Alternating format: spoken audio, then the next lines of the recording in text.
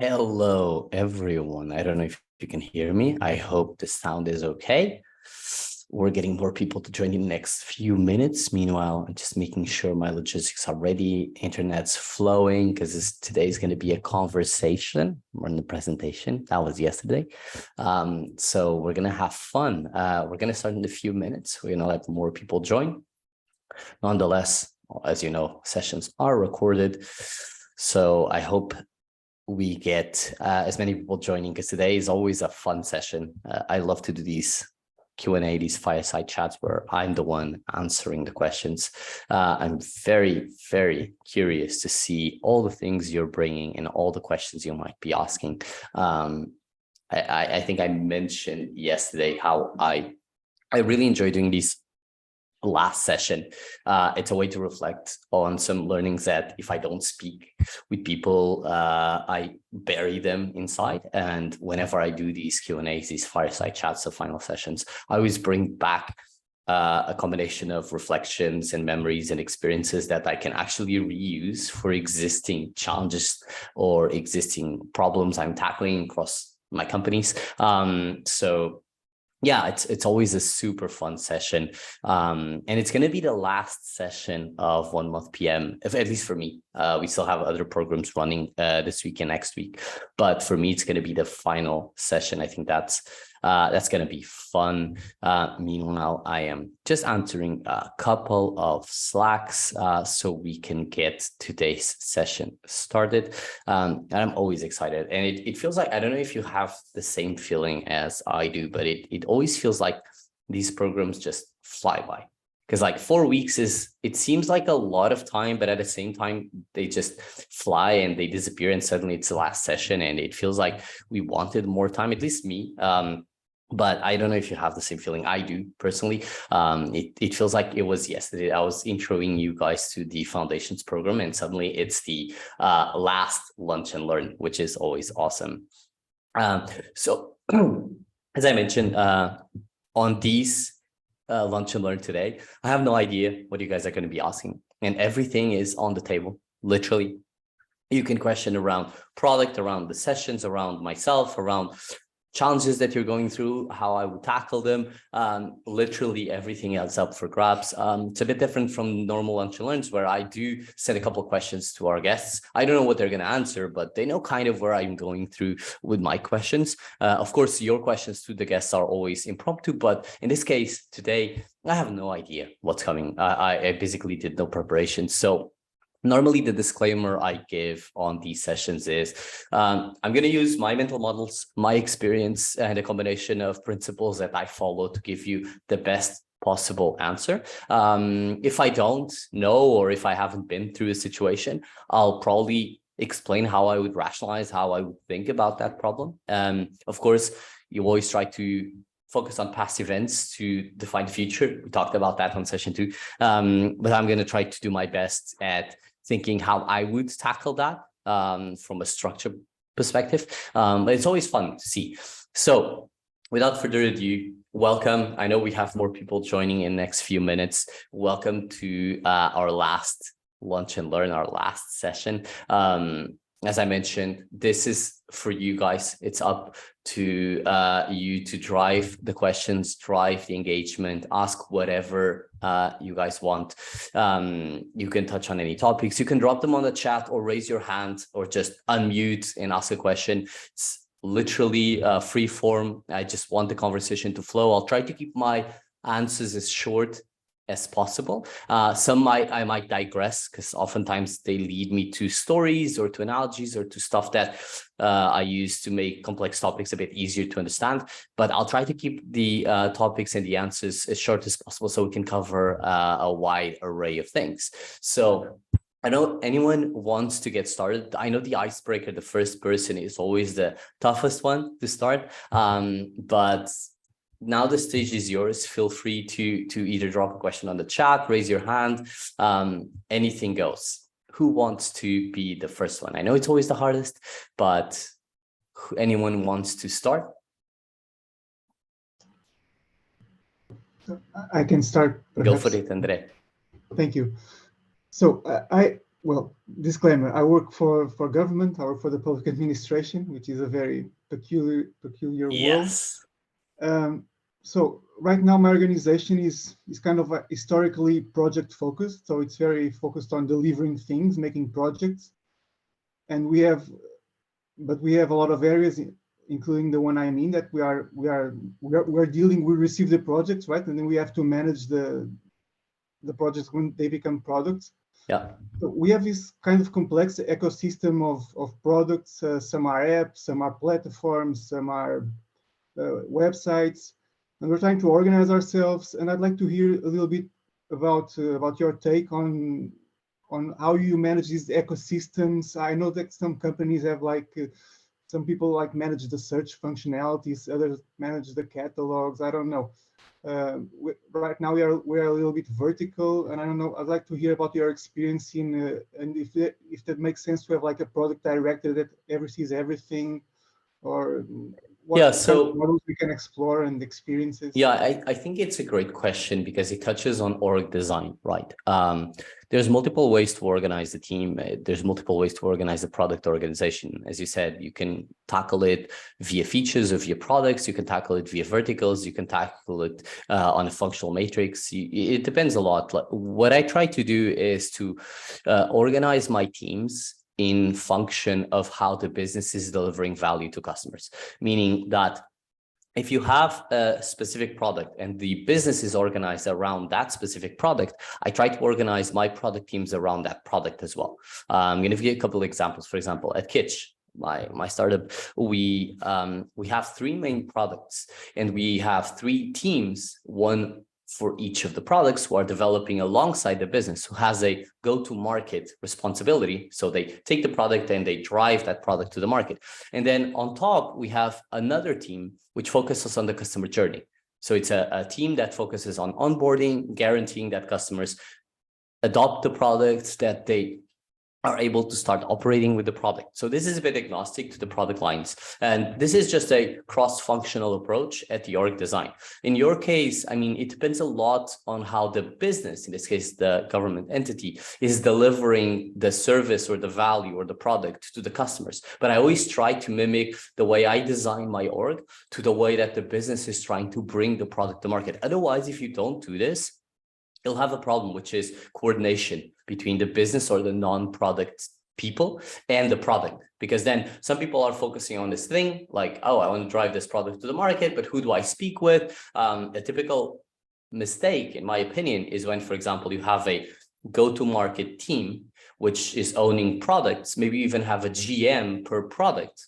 But then the product organization is, for example, designed around metrics like acquisition and retention and conversion. And this doesn't actually combine well, because then the GM speaks with whom? Speaks with the acquisition team, or speaks with the conversion team, or speaks with the retention team, speaks with all of them, speaks with no one. It's confusing. So I always try to design the org around how the business organization is trying to do the go-to-market. I think it flows, it makes the reporting lines clear, it makes the engagement between stakeholders, the business and the product, much clearer, much easier, a lot less friction when communicating. I think that's what works for me. So I need to assess your specific situation to understand what would be an optimized design, but it technically follows always the same. So if you have verticals, I would design around the verticals. Does that make sense, André? Yes, a lot. Thank you. Awesome. No worries, Gonçalo. So I'm gonna read your question that you dropped on the chat. You're currently working in a consulting company as a developer. What advice can you give to someone who wants to make the transition from developer to product? I think it's a great question. I think that's the $1 million question of how you get to product, right? Because you're a developer, maybe other people are within the marketing or the ops functions, data functions, etc., and they want to transition. My best advice is to make horizontal transitions, meaning that oftentimes when product leaders think I need to hire someone for a product organization, there's three things we tend to look for. We look for understanding of the industry, understanding of the product itself, and understanding of the discipline, right? When we think about hiring externally, we probably look for people with understanding of the discipline, so people with experience in product, but they won't have understanding of the industry nor our product. Internally, people already know the industry and they know the product. They might not know the discipline. So it's 2 versus 1, right? So that's why a lot of the hiring in product happens internally with horizontal transitions. And in your case, if you're already a developer, so you know the industry, you know very well the product, maybe you've built a product, whenever a new opportunity comes up, you should be the first one to say, look, I'm interested in making the transition. I have knowledge around the product. I think I have the skill set. I'm interested in grabbing the opportunity. I want to accelerate myself within the product discipline. And you join the process. Maybe sometimes internally, you don't even have a process. It's an easier hiring versus externally. So that's my best tip. A few extra tips on how to do this with, or increasing the probability of this happening. Number 1 is stand out across the product org, make yourself seen, and making yourself seen as a developer within the product org is putting a bit more of the product engineer's hat, someone who is involved in research and discovery, very close, helping the product managers if there's a product org with their tasks. I know it's going to consume more of your regular time because you still have to deliver as a developer or as an engineer, but doing that immediately puts you top of mind whenever the product org is looking to expand. Another tip is to get sponsorship. Sponsorship means that either your manager or a diagonal manager, a manager of a team next to you, knows that you are interested in this transition and they will help you. They will actively guarantee and sponsor you and fight for you being the best person to join that role whenever it is available. And you need to be very active, voicing that interest and desire. If you just stand still and hope people will think that you want this, it'll never happen. So you need to actively go knock on their door and be transparent and say, look, this is a transition that I believe will be better for my future. Whenever there's an opportunity, I would like to count on you to sponsor me and push me into the role. I think that's also a super valid point. And the final tip here is try to pick up on the unsexiest of projects. Oftentimes there's a project here or there, or a product or a feature or something, an initiative that really no one likes it. They don't want to pick it up because it's unsexy or it's in a very obscure part of the product. If you volunteer yourself to picking that up, again, it's going to add more work than your current expectations of your job as a developer. But picking that up actually sends a signal to the team, to the management team, to the product leader, that this person not only volunteered, but is open to picking this type of stuff. And oftentimes, a lot of roles in product are built, they're created because someone from an engineering team or an ops team or marketing picked up a project and suddenly said, okay, this makes sense. If I want to internalize this as a product manager, this is actually the best person because they've picked it up, they have knowledge within, and it actually adds a lot of value. So these are my best tips on how to transition to the product management role. Yeah, I hope, Gonzalo, I hope I answered your question. It was a long answer, but I tried to cover all my tips on how to go to product. Does that make sense? Yeah, awesome. Appreciate it. And thank you for the question, even if it was on the chat. That's perfect. All right, so we have first question from André. Now we have Graham. Graham, go for it. Hi, sorry, I was a little bit late joining. No worries.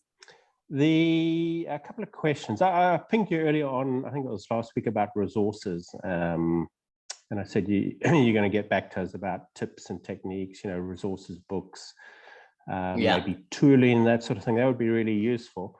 But certification as a product manager, I don't know if you've covered. Unfortunately, I missed last night because I was out, but certification, would you recommend it? And what certification is the strongest in the field? Because some organizations put a weight on it and some don't. Obviously experience takes over, not learning getting certified. So any tips on that? Yeah, so I think it depends a lot on the type of companies that you're looking for. The larger company, often the more weight they put in certain types of certification. The smaller the company, the less they care about that. They care more about understanding of the discipline and how much you've tried and know and how much you've been exposed to content. Now, if you'd ask me around specific certification, like specific courses that are certified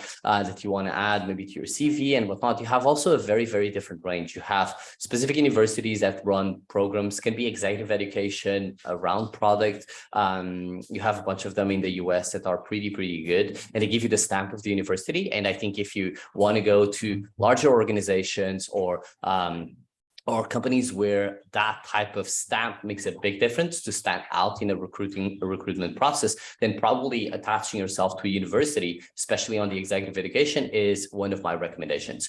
If you want to do a type of certification that is a bit more avant-garde, meaning it's not university based. You have, for example, productschool.com does some very interesting certification around product. They're very good. I had Carlos, the CEO of Product School, in this program as a guest in the past, and we talked extensively about that. And his approach to certification is extremely interesting, is much more advanced than typical universities. Of course, you don't get the stamp of the university, but I think it's one of the most complete. I mean, 1 month PM, for example, is a much lighter weight program versus Product School. Also in terms of price is very different. Product School is much longer, much more intense. I think you get to learn a lot. So I think it depends a lot on what you're trying to get out of the certification. If you're trying to get the stamp, I would definitely go into university range. If you're trying to get knowledge, then depends on your timelines. If you want to go deeper, more intense, I would go to, for example, a product school. If you want to go lighter, definitely 1 month PM is my recommendation, because it gets you the knowledge.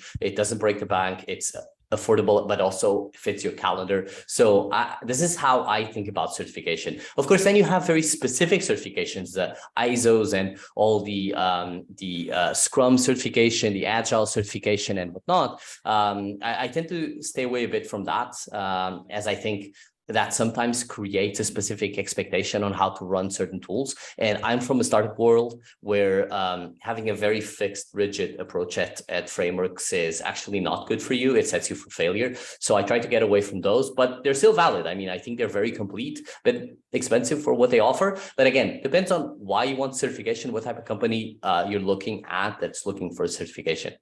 Does that make sense, Graham? Did I answer the question? No, that's good. Yeah, thank you. Much appreciated. Awesome. Now, appreciate the question. And yes, I'm going to drop the resources as soon as possible on our channel on the November Foundations program. It's going to be a combination of tools that you can use for specific use cases. I wrote a post on that. Also, a post on books, like books I recommend if you want to learn specific things. I'll drop a few others. I always try to write these and add them to my website. So André@albuquerque.com. I'll drop the post there. I think they'll be useful as resources for the future. That's great. Thank you. Much appreciated. Awesome. Appreciate, Graham, on question. All right. So for those who joined a bit later, there are no rules for today's Lunch and Learn. It's up to you guys to ask the questions. You can drop them on the chat. You can raise your hand. You can just unmute and ask the questions. Anything is available to be asked. Like, there's no limits or barriers. It can be around product, can be about myself, can be about anything. So Katerina, you have your hand up. Go for your question. Hi. So my question is like similar to Gonçalo, because I'm currently in the same situation. I'm in a consulting company. Yeah. So what I would like to know is if educating myself about specific topics like Agile could give me an advantage to move to a product manager role. Which knowledges do you think would be an advantage for me? Yeah, so I think it depends a lot on the context, right? Because if you want to do that transition internally in the consulting company, it's very important to understand what type of role does a product manager within that company has, right? If the role of a product manager within your company is very much focused on Agile and almost being a product owner, Scrum Master style of PM, then I would say yes, that type of knowledge is very important. If you'd say that the type of PM within your organization has a different role, like a role more of a business manager that deals with clients, or a person who has to design a project, for example, to deliver to a client, I mean, I think that's different. Then I wouldn't focus so much on the Agile. I would focus on understanding how to do project management, how to deal with critical paths, or maybe how to deal with the business side of things, like the commercial side, how to deal with clients. I think it depends a lot on what is the typical role. And normally every company, every organization has a PM, and they can generally split this into like like 50, 30, 20, meaning 50% of my job is doing A, 30% of my job is doing B, 20% of my job is doing C. It's never like there's more things that they do, but there's normally a power law. And you need to understand what type of job a PM does, and that informs you where you should invest in your skill set so that when the opportunity arises, you're ready for that. I'm going to give you an example. For example, in my organization at Kitch, our PMs, the 50% is a lot around stakeholders and customer assessment and interviewing. It's a lot about understanding what they need, how to organize information around discovery, how to make sure that we're communicating that information to our team so that we can make solid prioritization decisions. So if I had to recommend anyone that wants to transition to my team, is becoming really good at this skill set is key, because that's what I look for. If you'd say, oh, I want to be better at agile and scrum mastering and dealing, I'm going to say, look, that's not what my PMs do. My tech leads, my engineering managers do that part. So of course, you knowing guarantees that you create trust with them, and that you'll also trust they deal with that, and you'll be a good proxy as a decision maker. But that's not what makes the difference between a PM. But again, this is my organization. Other organizations are very different. Other organizations, they focus a lot on your ability to turn complex issues and break them down, and be very good at requirements, and being very good at explaining the information and turning technical things into things anyone can understand. And that's another type of organization where PMs focus a lot on that. So, I mean, the short version of my answer is it depends on the role of the PM you're trying to transition to, and then I would focus on accelerating those specific skills. Make sense, Katerina? Yes, makes sense. Thank you so much. Awesome. Appreciate the question. Cool. More questions. Then I'm gonna run today's session until around 1:30, 1:40 max, and then I'll have some final words. But until then, shoot your questions. It's all up for grabs. Anyone else? I have another question. Go for it, André, of course. So we've been hearing a lot of helpful tips regarding job hunting and things like that. Mm-hmm. I would also like to hear your perspective about some red flags or important questions to ask in interviews as an interviewee, something that we should be on the lookout for regarding the organization or the roles, etc. So as a person being interviewed, is like you want to redirect questions to the organization that you're interviewing for, is that it? Yes, and try to see if it's a stable organization, or if it's an organization that we are a good fit for. Try to see some issues regarding organization that could be important to. No, I think that's a really good point, because I think majority of people going in interviews, they always take this hat of I'm the one being assessed and judged, and I do not have the position to do the other way. And I think a lot more people should do that, should turn it around in a certain sense and be able to ask questions that also validate. The way I think about this is, I use two product concepts. One is product market fit. In this case, I call it person market fit. Like you have to have a fit with the organization yourself so that it works, right? Otherwise, there's going to be conflict, and eventually there's an organ rejection, whether it's the organization rejecting you or you rejecting the organization. The second concept I use is the same we do as discovery, which is focus on the past. So let me go a bit deeper on this. On the person market fit, the way I think is, the most important relationship anyone will have in an organization is the relationship with their manager. That's it. The relationship with the manager will either put you for success, set you for success, or set you for failure. The person who you'll learn the most is going to be your manager. So I think a lot of the position that someone's being interviewed should be is, how can I get to know my manager better? How can I ask questions to my manager that really paints the picture of who that person is? How can I reflect on past relationships with past managers and try to validate the good and the bad? There's always good things that you enjoyed on past managers, and there's always bad things. How do I know if the good things are present in this person? And how do I know if the bad things are not present with this person? So that's my tip, is like find questions and ask them directly to the manager and try to assess how much of a person market fit you'll have with that person, because that's going to be crucial. It's going to be critical.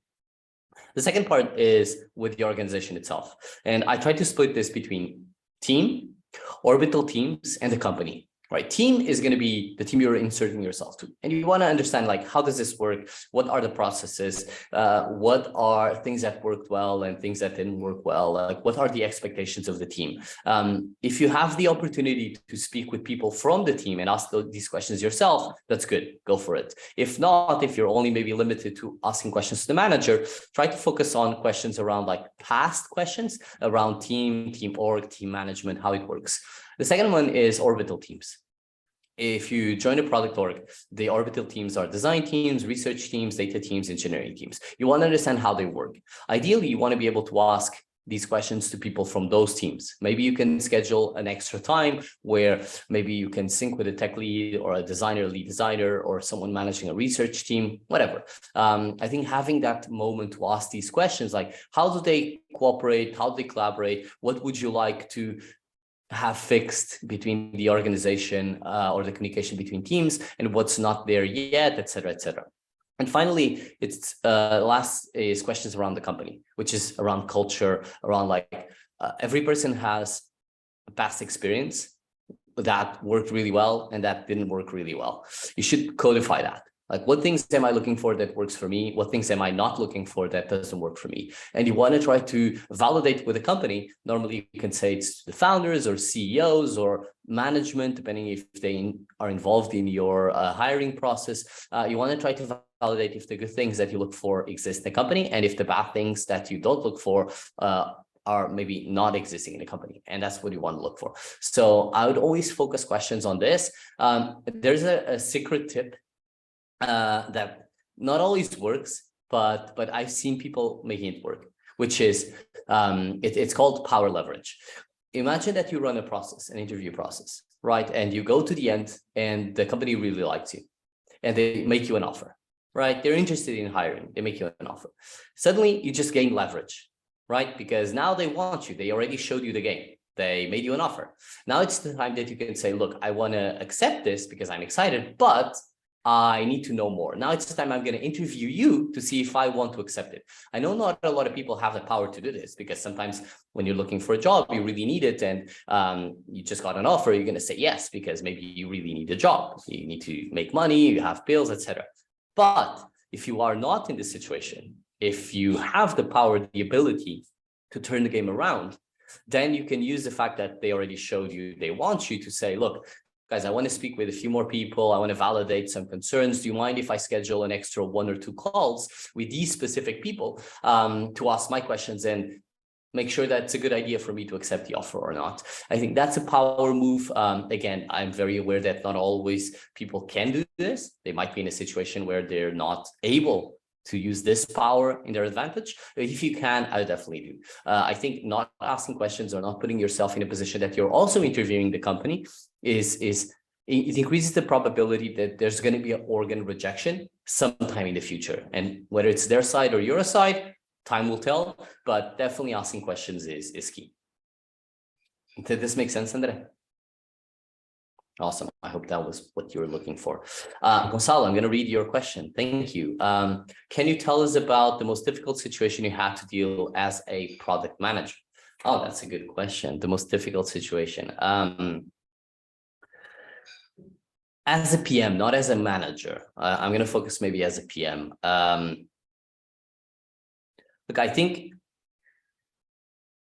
often the most difficult situations have to do with people, right? Whether it was me dealing with a team that wasn't aligned with our objectives and missions. I think I had to go through that. A situation I had was, I'm a person who really likes to involve the team across the board, like get them with the discovery process, get their buy-in, get them contributing to the solution space, get them challenging the opportunity space. And I had situations where people just didn't want that. They just wanted to stay in their own area, their own corner, and get prescriptive tasks, be able to do them and go to their lives. And this in my past always created some confusion in my mind. Of course, now I can empathize with people. Not everyone needs to be as energetic as me and wants to be as involved as I like to be across decision-making processes. But in the past, when I was starting as a PM, that was very confusing for me. It's like, I'm giving you the opportunity. It's not like I'm giving you, I don't have that authority, but like I'm designing a process that gets you to participate and know why you're building something, and you don't want it. Like, what the hell? I think that is one. I think a tricky situation is more of a psychological management situation. Is you invest a lot and you validate and you talk with customers, and customers say, I want this, I'm willing to pay, et cetera, and you know that you've done your process right, and you involve the team, and the team gives you validation that no, you're really thinking in the right direction with the right type of scope, and you put your sweat and tears into building that with your team, and you launch it, and literally no traction. No one wants it. Even the people that literally said it to your face, this is what I want, now they're saying, no, I actually don't want this. I think that's really tough, because then of course your success is dependent on your product adoption and your product success, and suddenly it feels like you're being betrayed by the customers you interviewed. I think that's a tricky one. You always made me feel like I was unappreciated by customers, which is weird because they don't need to appreciate you. That was, I no longer think like this, but early in my career, this was really tricky.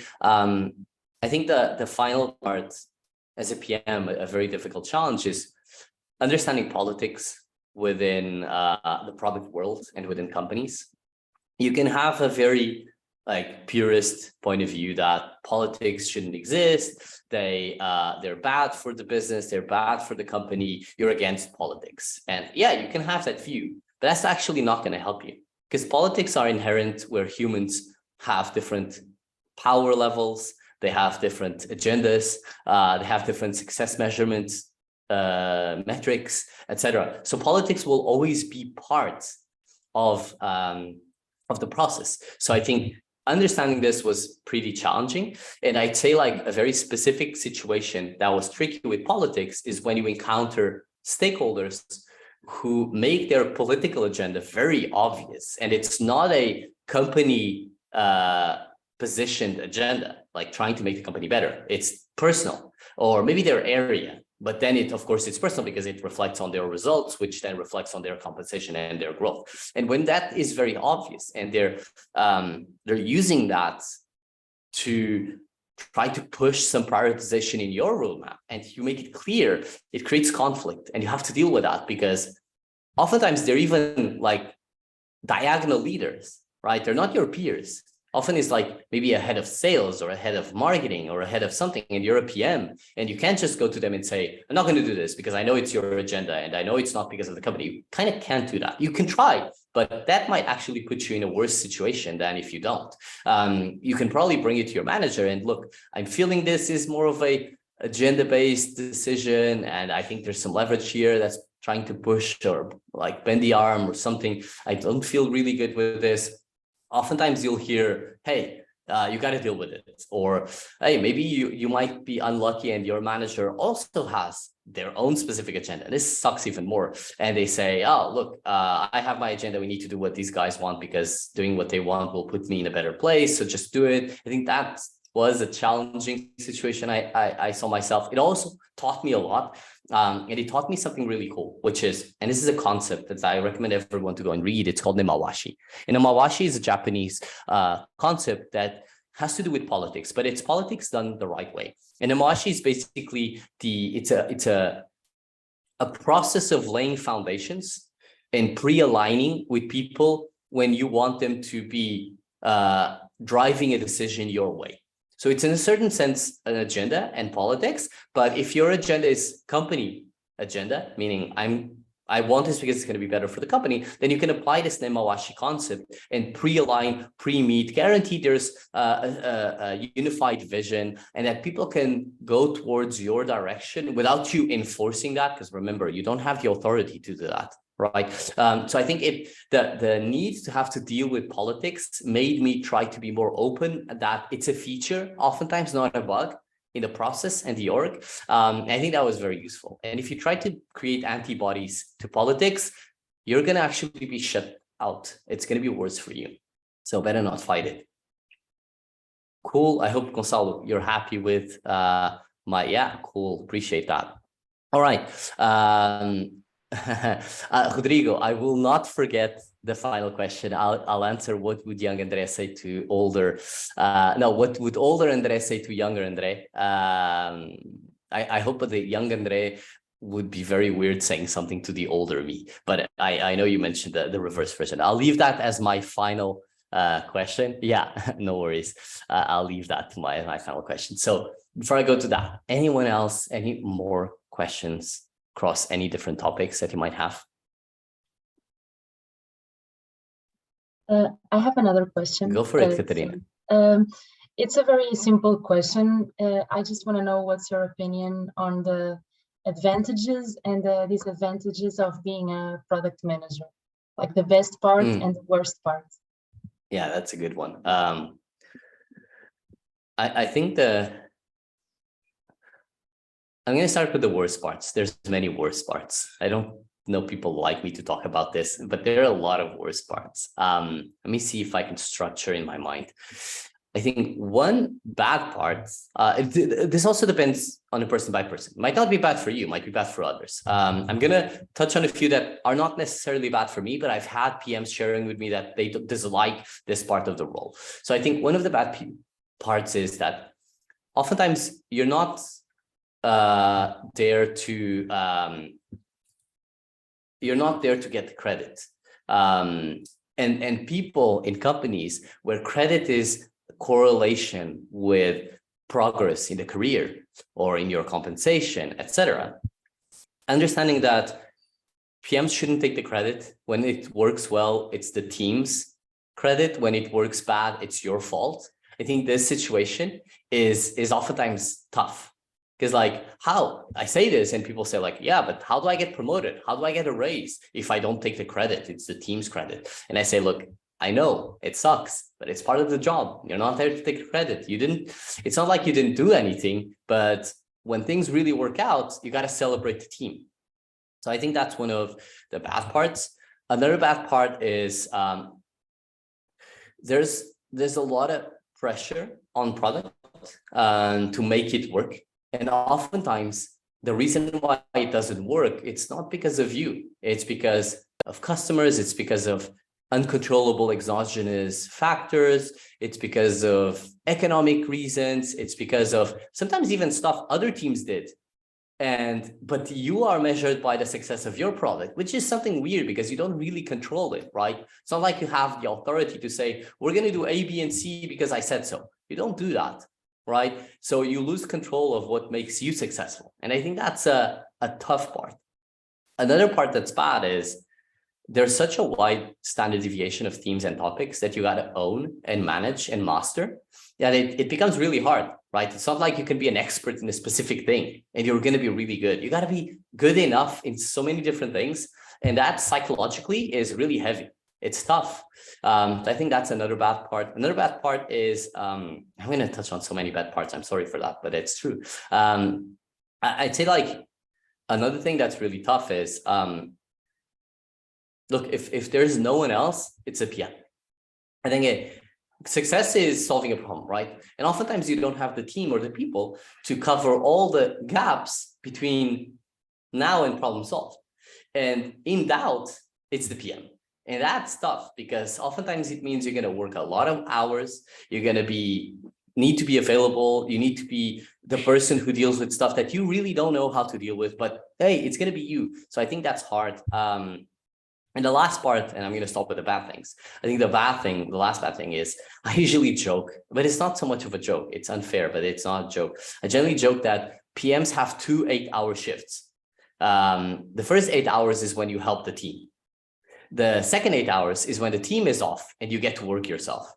And it sucks because it is true. There's going to be fires popping up everywhere and communication that needs to be enabled, doubts that need to be cleared, support you need to give to the team, whether it's engineering, design, or whatnot. And you kind of need to be there. You're going to be filled up with meetings and you're going to be syncing people, etc. And it feels like that consumes the 8 hours of your day. But then people ask, okay, but how do you work? When do you put the time at thinking about problems, at structuring the problem space, at deciding how to tackle the solution space, at creating stories, requirements, speaking with customers? And I say, yeah, it's on the 8 hours that come after that everyone is kind of off and you get the time to work. And I think that puts a lot of working time on the shoulders of a PM, that a lot of people complain and they like the work-life balance. And I'm going to say, and I'm very honest with this, is like, I mean, oftentimes being a PM is almost like being a founder of a company. It's like you have a lot of flexibility. You can choose whenever you work the 16 hours a day. It's weird. You don't work 16 hours a day, but it oftentimes feel like that because you got to be everywhere all the time and you still got to work. And that's a bad part. It takes a lot of time and it's not easy. The good part, it's very fulfilling. When you see a product that you envisioned, that you understood, that solved the problem, and then when you see customers using it and actually saying, wow, this is amazing. Wow, this solved my problem. Wow, this is the product I chose over others. I think it's extremely fulfilling. I think another good part is you get to do this as a team, right? Because you don't do anything. Air quotes, the engineers do it, the designers do it, the data people do it. You're kind of there on the sidelines in a certain sense, guaranteeing that people are able to communicate and work together. And then when the output comes, the product, and you see people engaging with it, it's extremely fulfilling, right? The second good part is, I think the second good part is every day is different.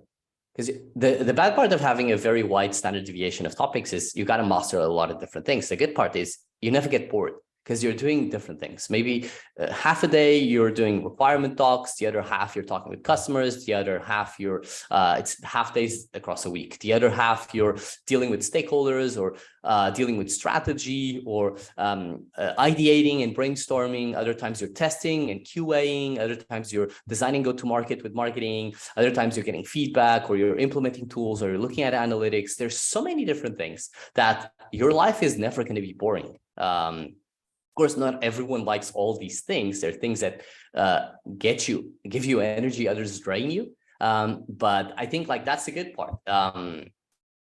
There's another one. Sorry, I'm going very long. Katerina, you asked a really good question. One that I don't know if it's a good or a bad thing. I think it depends on the person, which is you always need to be a source of optimism and energy. That's period. There's no other way. That is maybe one of the most fundamental skills and traits that a PM needs to have. It's energy and optimism. No worries, Graham. Take care. I appreciate you being here.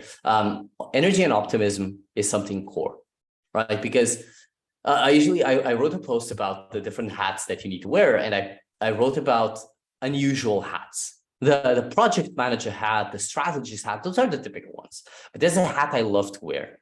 It's the mayor hat. Think about the mayor of a very small town, right? The role of this mayor is to get the town together, get them collaborating, get them energized about the future of the town, be the town crier, be the person who rallies everyone. I always remember the scene of the Beauty and the Beast movie where the town mayor like gets everyone together in the pub and they celebrate, etc., etc.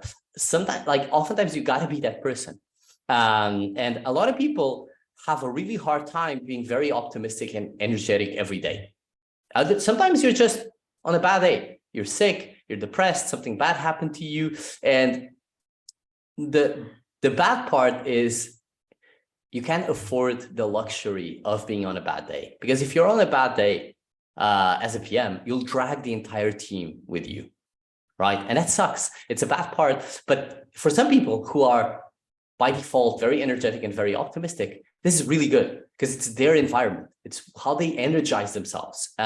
So again, it depends on the person, but I think this is one of the most fundamental things I've learned in the last few days. And even when I manage teams and I see PMs who skew more towards not being so optimistic, they say they're realistic. I love how people say, oh, I'm not a pessimist, I'm a realist. I say, then change reality, make reality better. That's how my answer when they say that. And it's like, yeah, you can't afford it. Otherwise, like your team is going to feel it.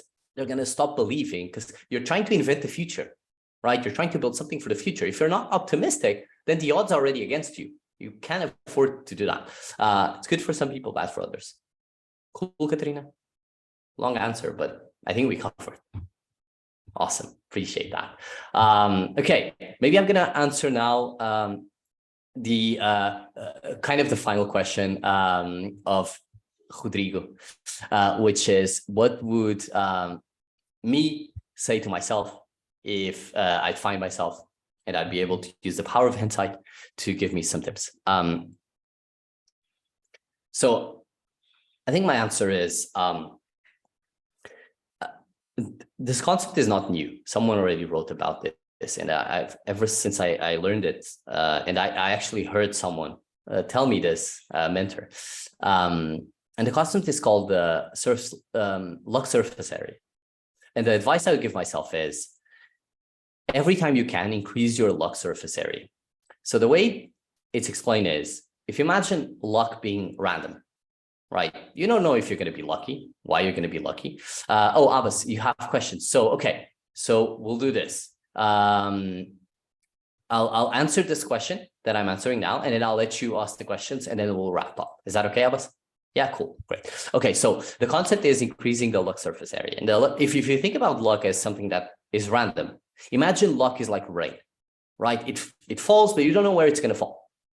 But you want to get luck on top of you, because if you're lucky, like the world becomes much easier, right? So the way you optimize your probability of being lucky is if you increase the area where luck rain might fall on you. And how do you optimize? How do you increase that luck surface area? Well, you can do a lot of things. You can say yes, even when you feel like saying no. Saying yes increases or exposes you to opportunities, to people, to situations where your luck surface area will grow. Connect with people, engage with people, cold open, message them. I think that opens up the probability that someone will think about you when an opportunity arises, and that's luck raining on you. Tackle problems or choose to allocate time to challenges that make you better, make you stronger, more resilient, more equipped to deal with future challenges. Because then when luck rains on you, you'll be prepared. You'll be ready for that. Join stuff like this. Join new communities like this program. Join new communities like other types of communities where you might not know people. You might be uncomfortable, but exposing yourself will make you more prepared, will increase that luck surface area. So what I would say is to young André, look, find ways of increasing your luck surface area, and luck will rain on you. And do that every day. It's not like, oh, I do this month, all right, I'll do once a year. No, every day. Every day, find one way to increase the luck surface area. It might be a message you send, might be saying yes to a plan, might be sending a message proactively to someone, checking in. That always increases a bit your luck surface area. And yeah, when luck rains, sometimes it pours. It's crazy. So that would be my answer, Rodrigo. I hope you're happy with it. Cool. So I'm going to go to Abbas, and then some final words and wrap the session. Abbas, go for it. I can read your question. You said, I have two questions. There's one here from your experience, how you embrace failure. That's question one. And how to succeed in the first 90 days as a new PM. Okay, so from your experience, how you embrace failure. I think the first thing you should do is spin your vision of failure. Like, I think there's a problem with education, and I'm a professor, I teach at the university. And one of the biggest problems with education is that people put failure as a negative thing. And people think, oh, if I failed, I'm bad. And it's actually not true, because failure is how you learn, right? Bad is when you learn something and you do the same mistake again. That's bad. When you fail, you actually learned a new way that doesn't work. And that will equip you with knowledge that the next time you'll know you won't do that, and will actually get you closer to not failing.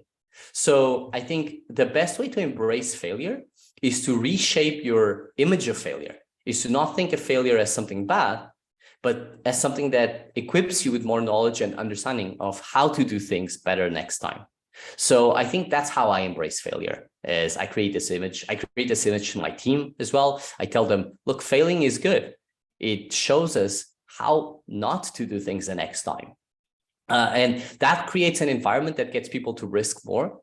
And oftentimes is when they risk that they hit gold and that they find a way that was unexpected and really, really worked. Because oftentimes I think the risk is like risk reward paradigm, right? Like the more you risk, the higher the reward needs to be. Oftentimes, if you don't risk because you're afraid of failure, you're also never going to reap the reward. It's always going to be very incremental. And in product, oftentimes you got to risk to really be fundamentally changing how things work, and that will yield a really big reward. So that's how I embrace failure. I hope it resonates, Avas. I hope I answered the question. So I'm going to go to the second question, how to succeed in the first 90 days as a new PM. So that's a great question. I think there's a few things, and there's some really good posts online on that. But I think, number one, I think it's really understanding and meeting your team is really important, because if you're an enabler, they need to trust you. And the first 90 days is how you create that first impression that they can trust you. So I think that's the most important thing in the first 90 days. I know it feels like, oh, just that, but creating trust in 90 days is actually really hard. And it requires you to do a bunch of stuff. It requires you to join them, be helpful, add value, help them on a problem that they were not expecting you to be the person that would help them, make them run faster by removing blockers in front of them that they were not expecting anyone to remove other than themselves. I think that's how you create trust. And if you only do that in the first 90 days, you're already pretty successful, setting you for success for the future.